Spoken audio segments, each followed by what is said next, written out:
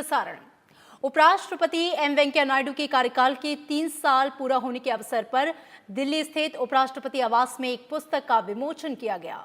पुस्तक का नाम कनेक्टिंग, कम्युनिकेटिंग, चेंजिंग है। ये पुस्तक करीब 250 से अधिक पन्नों की है, जिसे सूचना और प्रसारण मंत्रालय के प्रकाशन विभाग ने तैयार किया। पुस्तक में उपराष्ट्रपति की देश विदेश की यात्राओं के साथ साथ अन्य गतिविधियों का चित्रों के साथ बखूबी वर्णन किया गया है। किसानों, वैज्ञानिकों, चिकित्सकों, युवाओं, प्रशासकों, उद्योगपतियों और कलाकारों के साथ उपराष्ट्रपति के संवाद की झलक भी इस पुस्तक में उपलब्ध कराई गई है। पुस्तक में उपराष्ट्रपति की विदेश यात्राओं के दौरान विभिन्न कार्यक्रमों और विभिन्न देशों में प्रवासी भारतीय समुदाय को उनके जो संबोधन हुए हैं उसकी भी जानकारी उपलब्ध कराई गई है। और आइए एक नजर डालते हैं पुस्तक की विषय वस्तु पर।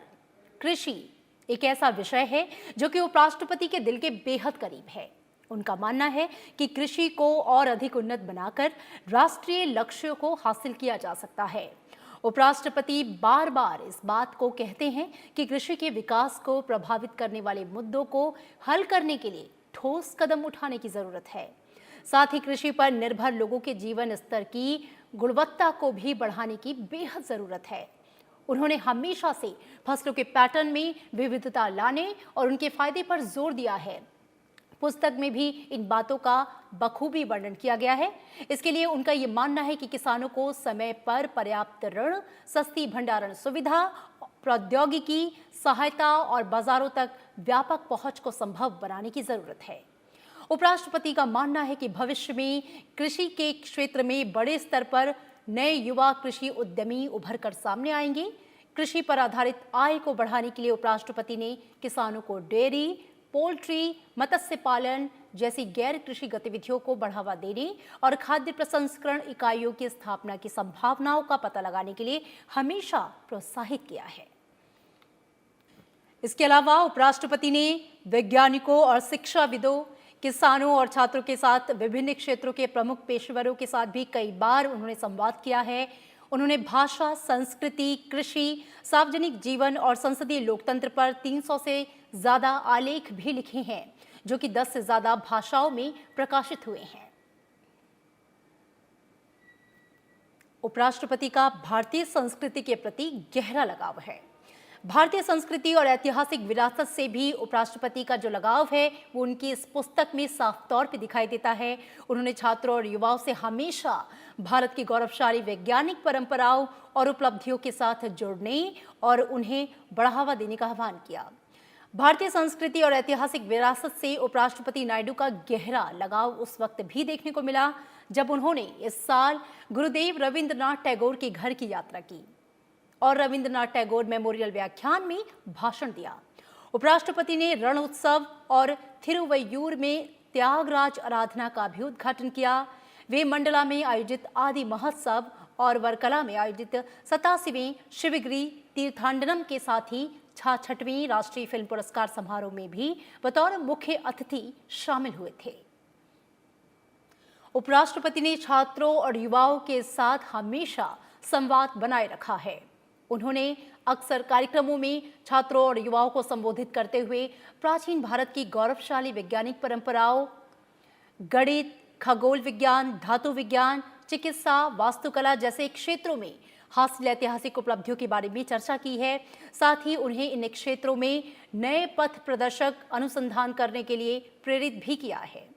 उपराष्ट्रपति नायडू इस बात की पुरजोर वकालत करते रहे हैं कि युवाओं को विज्ञान के एक क्षेत्र में नए और उत्कृष्ट खोज के लिए लगातार प्रोत्साहित किया जाए और यही तभी संभव है जब स्कूलों और कॉलेजों में युवाओं के बीच वैज्ञानिक प्रवृत्ति बढ़ाने पर जोर दिया जाए। देश के विकास को ध्यान में रखते हुए उपराष्ट्रपति लगातार उद्योग जगत के प्रमुख हस्तियों से भी बातचीत करते रहे हैं। उन्हें उत्कृष्टता और नवाचार में उच्च मानक स्थापित करने के लिए प्रोत्साहित भी करते रहे हैं। साथ ही साथ कॉरपोरेट जगत को उनकी नैतिक और सामाजिक जिम्मेदारियों का एहसास कराना भी उपराष्ट्रपति कभी नहीं भूले। उपराष्ट्रपति एम वेंकैया नायडू ने पिछले 3 वर्षों में 21 देशों का दौरा किया है। अपने कार्यकाल के तीसरे साल के दौरान अगस्त 2019 से उन्होंने 6 देशों का दौरा किया।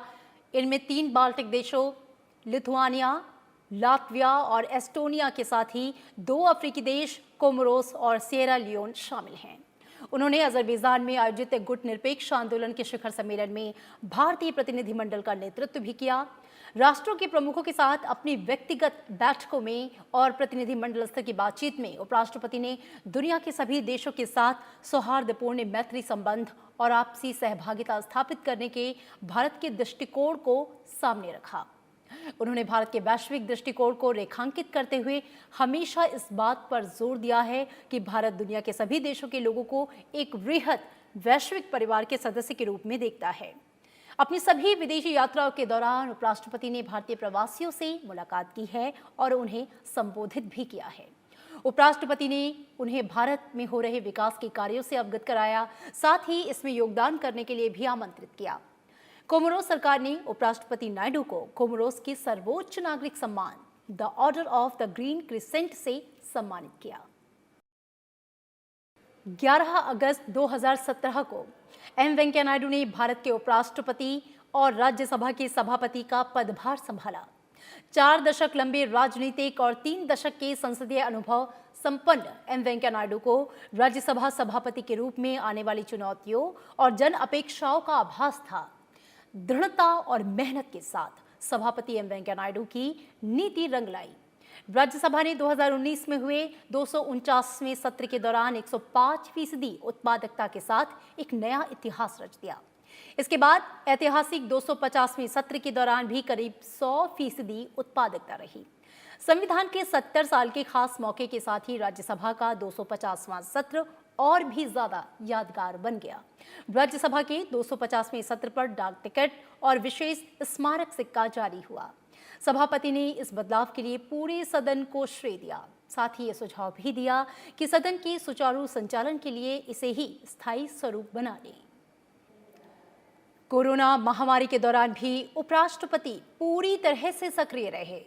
संक्रमण की स्थिति से निपटने के लिए राज्यों और केंद्र शासित प्रदेशों में उठाए जा रहे कदमों की समीक्षा के लिए राज्यपालों और उपराज्यपालों के साथ राष्ट्रपति रामनाथ कोविंद की बातचीत में भी उपराष्ट्रपति हमेशा शामिल रहे।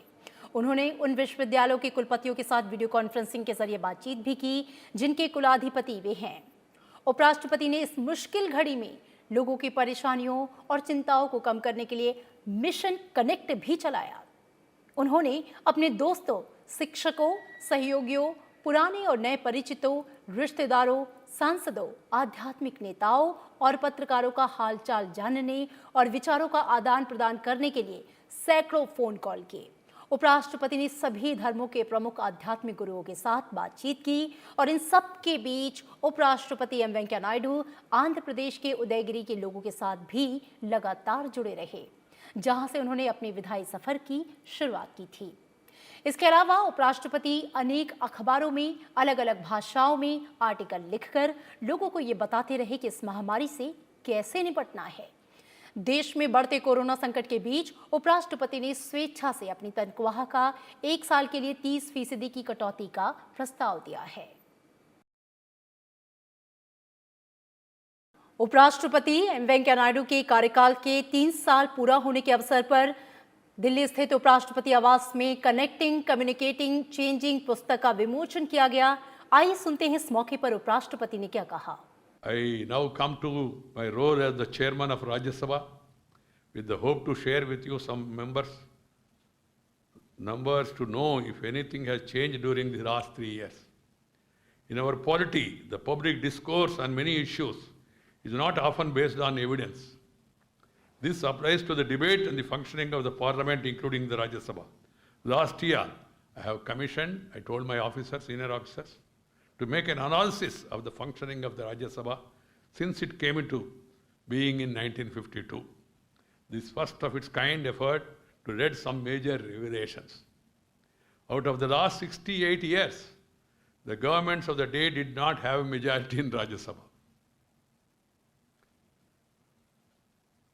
For 39 years. Out of 68 years, 39 years the ruling party of the day did not have a majority in Rajya Sabha.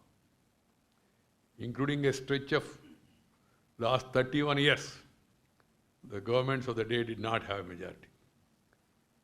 This static 6 is important as the composition of the House has a bearing on its functioning.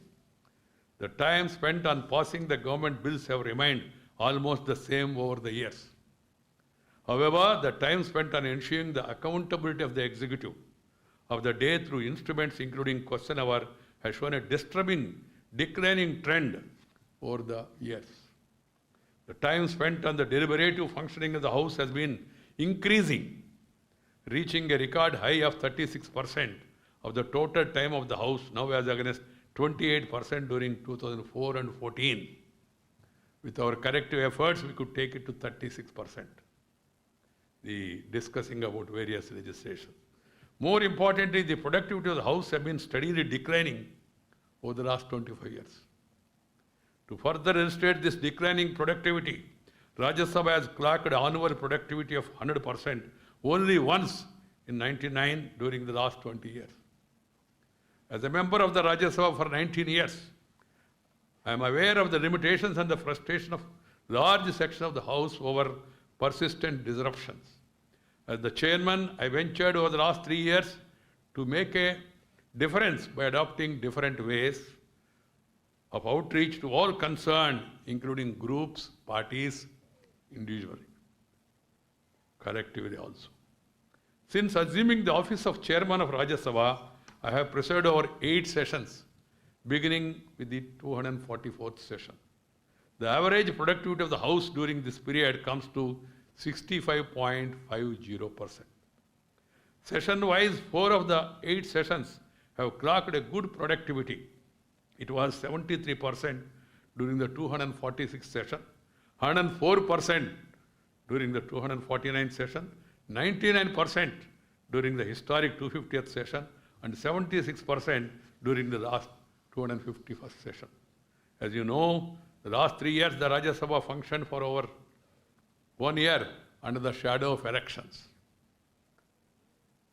In the run-up to the general elections 2019. This impacted the functioning of the House, showing the productivity of 28.90% during the 245th session, 27.30 during the 247th session, and a low of 6.80 during the 248th session. As a result, the Rajya Sabha has clocked annual average productivity of 35.75% during the 2018, the lowest ever. However, I did not let my optimism desert me and persisted with my mission for change. I'm happy to report to the nation that my mission for change have clocked a productivity of 78.42% in 2019, the best since 2010. The consistently high productivity during the last 3 sessions is a certain indication of winds of change. That's where this word of changing comes. During the last 3 years, Rajya Sabha passed around 93 bills, including several far-reaching ones. 60 bills amounting to 65% of the total were passed during the last 3 sessions. This further supports the visible winds of change in the form of improved legislative output. This has to be noted. The functioning of the 8 department-related standing committees of Rajya Sabha has been another area of my concern. I have been sharing the same with the chairman of those committees and leaders of various parties. I am happy to report that the average attendance in the meetings of these committees have for the first time crossed over 50% during 19 and 20. It has been 50.73% as against the average attendance of 42.29% earlier. Also, number of meetings held without quorum has fallen from 38.77% during 2018 to 10.20% during 1920. There is a marked improvement. The number of meetings with over 50% attendance increased from 14.28% to 51.02% during this period. This is yet another confirmation of the winds of change that I was referring to. I and Rajnath Singh ji, we belong to a generation that believed more in the real world, where Prakash ji more at ease with the virtual reality. Change is the only constant of life. Virtual reality has emerged as the present day reality, and it shows up in today's event of releasing publication on my last 3 years in office, with very few participating physically. Of course, lakhs will be. देखते रहेंगे, दूरदर्शन में भी है, Rajya Sabha TV भी है और अन्य चैनलों में भी. This is the new normal of life, as we all seek to cope up with the coronavirus-induced restrictions. ये restrictions का ये pending में है, pandemic का. इसका ending कब होगा मालूम नहीं. फिर भी हम लोग आशा करते हैं जल्द से जल्द हमको इससे मुक्त मिलेगा. By inclination, I love to be with the people, not miss the people, to the maximum extent possible. That is how I have lived over the last 4 decades of my public life, till that new reality has come to stare us in the form of this coronavirus. Honestly, the initial days of confinement since March 25th, this year has not been easy for me, I must admit it. Then I took a deep breath and reflected on the new reality and summoned the internal reserves to find the way forward. The answer was to stay calm and to reset the mind to define the new normal of life. And I got adjusted. Today's release of the publication is the 3rd series on my efforts, the outcome of the Vice President of India and the Chairman of the Rajya Sabha. The publication titled Connecting, Communicating and Changing primarily defines the contours of my mission and the outcomes. आइए सुनते हैं इस मौके पर रक्षा मंत्री राजनाथ सिंह ने क्या कहा. मंत्रिमंडल में हमारे सहयोगी और अभिन्न मित्र, क्योंकि हम दोनों लोगों ने साथ काम किया है यूथ विंग में, श्री प्रकाश जी जावड़ेकर, सूचना एवं प्रसारण मंत्री, सभागार में मौजूद एवं इस वर्चुअल कार्यक्रम में अन्य स्थानों पर मौजूद सभी मेरे सम्मानित बहनों एवं भाइयों, हमारे भारत के आदरणीय राष्ट्रपति श्री वेंकैया नायडू जी के कार्यकाल के 3 वर्ष पूरे हो रहे हैं. इस कार्यक्रम के संचालक ने मुझे यह बतलाया कि आज ही के दिन 3 वर्ष उनके कार्यकाल का पूरा हो रहा है और आज श्री कृष्ण जन्माष्टमी का शुभ दिन है. और सूचना प्रसारण मंत्रालय ने उनकी जो 3 वर्ष की गतिविधियां रही हैं, 3 वर्ष की जो उपलब्धियां रही हैं, मैं यह मानता हूं कि उनकी व्यक्तिगत उपलब्धि नहीं है. यह उपलब्धि तो हम सब की है. इन गतिविधियों और उपलब्धियों को बयां करने वाली, उसको बताने वाली यह काफी टेबल बुक है. बुक की क्या अहमियत होती है, मैं एक शिक्षक हूं, अच्छी तरह मैं जानता हूं, और मैं कह सकता हूं books are our best friend. और मेरा विश्वास है कि यह काफी टेबल भी सदैव के लिए तो कोई भी पुस्तक किसी की बेस्ट फ्रेंड नहीं होती, बिरले ऐसी पुस्तकें हुआ करती हैं, लेकिन कुछ समय के लिए जो भी पुस्तक वेंकैया जी पर लिखी जाएगी वह निश्चित रूप से वह पढ़ने वालों की दोस्त होगी, मेरा विश्वास है. क्यों? इसलिए कि आपके साथ काम करने का मुझे बहुत लंबे समय तक अवसर मिला है. भाषण की एक अद्भुत कला है. कभी कभी कलात्मक तरीके से अपने भाषण की प्रस्तुति कर देना, शब्दों का चयन करना, आर्टिकुलेट करना, यह सब सारी चीजें तो अपनी जगह पर होती हैं. लेकिन मैंने देखा कि जब भी आदरणीय वेंकैया जी ने अपने विचार व्यक्त किए हैं केवल जुबान से नहीं बोलते हैं बल्कि वह दिल से बोलते हैं। राजनीतिक जीवन में बहुत कम ऐसे लोग होते हैं जो बहुत ही इमोशनल होते हैं, और मैं कहता हूं कि ये तो बहुत ही ज्यादा इमोशनल है।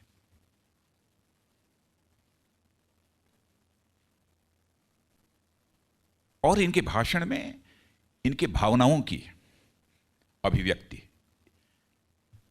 इनकी जो भीतर की फीलिंग्स होती हैं, उनका एक्सप्रेशन, यह हमको देखने को मिला है।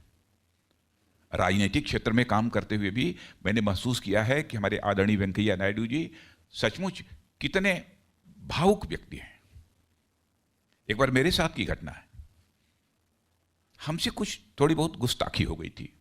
मैं तो बराबर बड़ा भाई मानता रहा, और छोटे भाई के रूप में हमारा वो तक थोड़ी सी कुछ अनजाने में या गुस्ताखी हो गई थी। मैं बेचैन हो गया, और 4-6 दिन के बाद हमारी एक स्थान पर भेंट हो गई, और मैंने कहा कि हमसे कुछ गलती हो गई है। इतना मेरे कहते ही उनकी आंखें डबडबा गई। स्वाभाविक है कि उसका असर मेरे ऊपर भी हुआ, और मैं सच बताना चाहता हूं कि मेरा अपनापन इनके प्रति बढ़ गया उस दिन।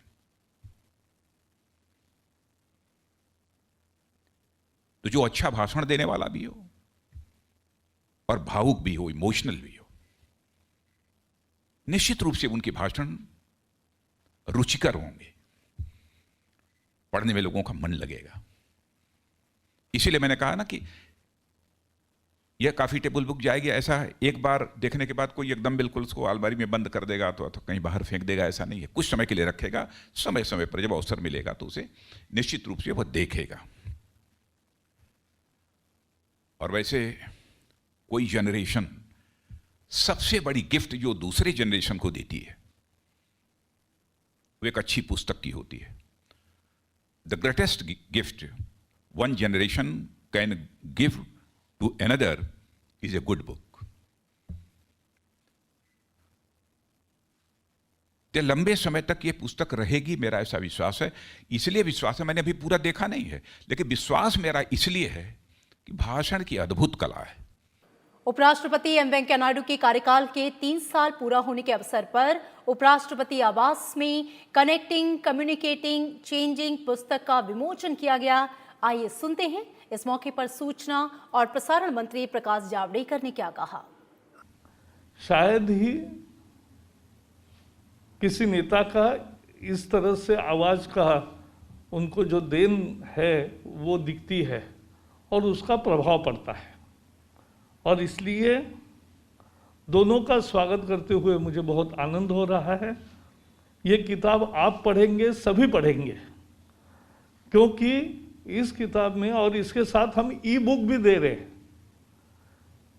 आज का ज़माना है ई बुक का, तो ई बुक का केवल एक एक पेज आपके सामने खुलता जाएगा और आप पढ़ सकोगे, जब कभी चाहे उसका रेफरेंस ले सकोगे। सभी टॉपिक वाइज उसमें सूची भी है। तो ये एक बहुत महत्वपूर्ण काम हमारे प्रकाशन विभाग ने किया है। उनके भी सभी पदाधिकारियों को मैं धन्यवाद दूंगा। उपराष्ट्रपति एम वेंकैया नायडू ने अपने 5 साल के कार्यकाल में से 3 साल पूरे कर लिए हैं।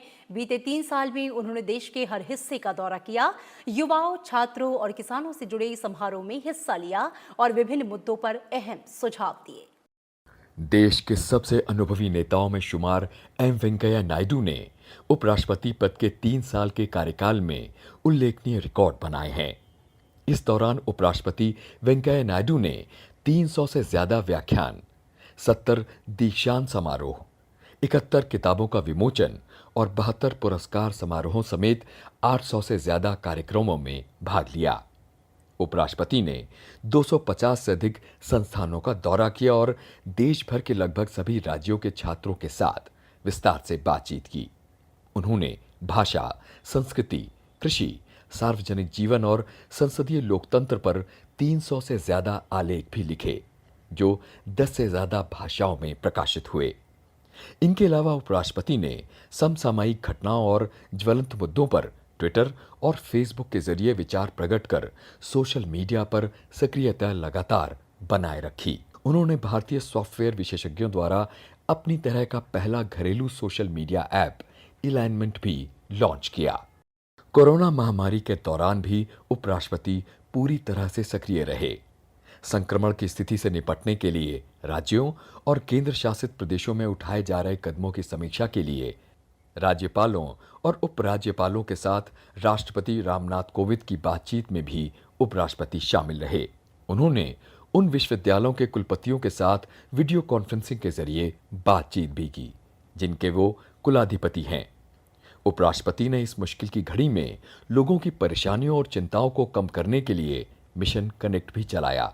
उन्होंने अपने दोस्तों, शिक्षकों, सहयोगियों, पुराने और नए परिचितों, रिश्तेदारों, सांसदों और आध्यात्मिक नेताओं तथा पत्रकारों का हालचाल जानने और विचारों का आदान प्रदान करने के लिए सैकड़ों फोन कॉल किए। उपराष्ट्रपति ने सभी धर्मों के प्रमुख आध्यात्मिक गुरुओं के साथ बातचीत की। इन सब के बीच उपराष्ट्रपति एम वेंकैया नायडू आंध्र प्रदेश के उदयगिरी के लोगों के साथ भी लगातार जुड़े रहे, जहां से उन्होंने अपने विधायी सफर की शुरुआत की थी। इसके अलावा उपराष्ट्रपति अनेक अखबारों में अलग अलग भाषाओं में आर्टिकल लिखकर लोगों को ये भी बताते रहे कि इस महामारी से कैसे निपटना है। हाल ही में उपराष्ट्रपति ने कोरोना महामारी के खिलाफ लड़ाई में 5 लाख रुपए की वित्तीय मदद भी दी। कृषि एक ऐसा विषय है जो उपराष्ट्रपति के दिल के बेहद करीब है। कृषि पर आधारित आय को बढ़ाने के लिए उपराष्ट्रपति ने किसानों को डेयरी, पोल्ट्री और मत्स्य पालन जैसी गैर कृषि गतिविधियों को बढ़ावा देने और खाद्य प्रसंस्करण इकाइयों की स्थापना की संभावनाओं का पता लगाने के लिए हमेशा प्रोत्साहित किया है। भारतीय संस्कृति और ऐतिहासिक विरासत से भी उपराष्ट्रपति का गहरा लगाव है। उन्होंने छात्रों और युवाओं से हमेशा भारत की गौरवशाली वैज्ञानिक परंपराओं और उपलब्धियों के साथ जुड़ने और इन्हें बढ़ावा देने का आह्वान किया है। उपराष्ट्रपति बालिकाओं की शिक्षा पर विशेष ध्यान देते हैं, खास तौर पर विशेष रूप से सक्षम और हाशिए पर खड़े लोगों के प्रति। दूसरे महत्वपूर्ण विषय जिसके बारे में उपराष्ट्रपति युवाओं से बार बार अपील करते हैं वो है अपनी मातृभूमि से जुड़ना और किसी भी सूरत में अपनी मातृभाषा को नहीं भूलना। उपराष्ट्रपति ने हमेशा सुराज्य और सुशासन पर जोर दिया है। उपराष्ट्रपति एम वेंकैया नायडू ने पिछले 3 वर्षों में 21 देशों का दौरा किया है। उन्होंने अजरबैजान में आयोजित गुट निरपेक्ष आंदोलन के शिखर सम्मेलन में भारतीय प्रतिनिधिमंडल का भी नेतृत्व किया है। अपनी सभी विदेश यात्राओं के दौरान उपराष्ट्रपति प्रवासियों से मुलाकात की और उन्हें संबोधित किया। उन्होंने भारत के दौरे पर आए अनेक वैश्विक नेताओं से मुलाकात की। इनमें अमेरिकी राष्ट्रपति डोनाल्ड ट्रंप, मंगोलिया के राष्ट्रपति खल्तमागीन बतुल्गा, ब्राजील के राष्ट्रपति जेयर मेसियस बोल्सोनारो और पुर्तगाल के राष्ट्रपति मार्सेलो रेबेलो डी सोसा शामिल हैं। इन नेताओं से अपनी बातचीत में उपराष्ट्रपति ने संयुक्त राष्ट्र में सुधार के जरिए एक न्याय संगत और उत्तरदायी वैश्विक व्यवस्था स्थापित करने और आतंकवाद से मुक्त दुनिया बनाने की आवश्यकता की वकालत की। कोमोरोस सरकार ने उपराष्ट्रपति एम वेंकैया नायडू को कोमोरोस के सर्वोच्च नागरिक सम्मान the order of the green crescent से भी सम्मानित किया है। Bureau report, Rajya Sabha TV. Rajya Sabha सभापति के तौर पर एम वेंकैया नायडू के कार्यकाल का 3 साल आज पूरा हो रहा है। 3 साल के दौरान राज्यसभा की कार्यप्रणालियों में सुधार और विविधता लाने के लिए सभापति एम वेंकैया नायडू ने निरंतर प्रयास किए। उच्च सदन में उतार चढ़ाव के बावजूद उनके प्रयासों से धीरे धीरे तस्वीर बदलनी शुरू हुई और 249वें और 250वें सत्र की उत्पादकता 100% रही। साथ ही उच्च सदन के बीते 8 सत्रों के दौरान कई ऐतिहासिक कानून समेत 93 विधेयक भी पारित हुए।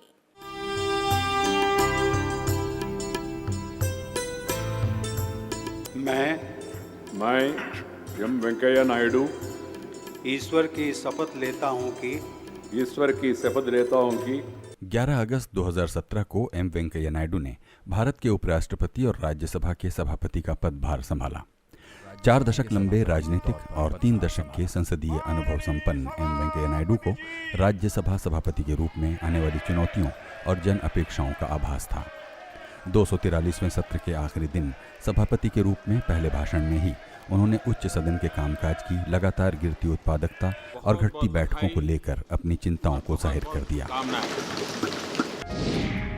244वां सत्र उनके लिए सभापति के तौर पर पहला पूर्ण सत्र था और इसकी उत्पादकता 58.80% रही। 245वें सत्र की उत्पादकता 28.90%, 246वें सत्र की 73%, 247वें सत्र की 27.30% और 248वें सत्र के दौरान उत्पादकता महज 06.80 रह गई। लेकिन इन तमाम उतार चढ़ावों के बावजूद सभापति एम वेंकैया नायडू का सकारात्मक प्रयास जारी रहा। आखिरकार दृढ़ता और मेहनत के साथ सभापति एम वेंकैया नायडू की नीति रंग लाई। राज्यसभा ने 2019 में हुए 249वें सत्र के दौरान 105% उत्पादकता के साथ नया इतिहास रचा।